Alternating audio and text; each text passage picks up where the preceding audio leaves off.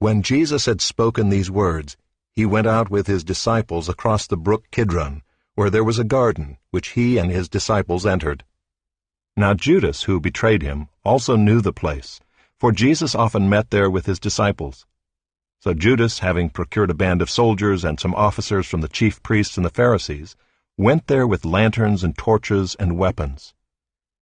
Then Jesus, knowing all that would happen to him, came forward and said to them, "Whom do you seek?" They answered him, "Jesus of Nazareth." Jesus said to them, "I am he." Judas, who betrayed him, was standing with them. When Jesus said to them, "I am he," they drew back and fell to the ground.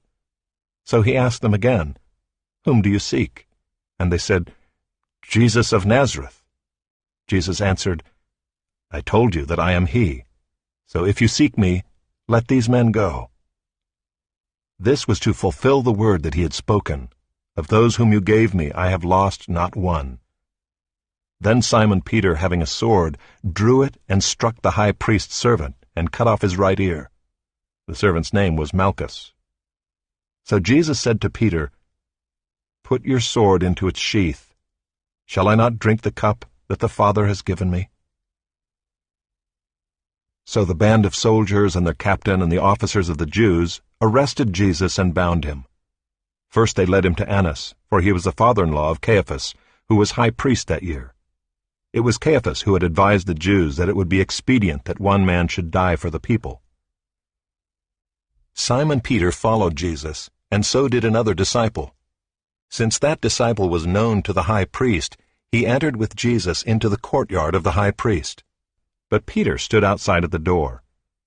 So the other disciple, who was known to the high priest, went out and spoke to the servant girl, who kept watch at the door, and brought Peter in. The servant girl at the door said to Peter, "You also are not one of this man's disciples, are you?" He said, "I am not." Now the servants and officers had made a charcoal fire because it was cold, and they were standing and warming themselves. Peter also was with them, standing and warming himself. The high priest then questioned Jesus about his disciples and his teaching. Jesus answered him, "I have spoken openly to the world. I have always taught in synagogues and in the temple, where all Jews come together. I have said nothing in secret.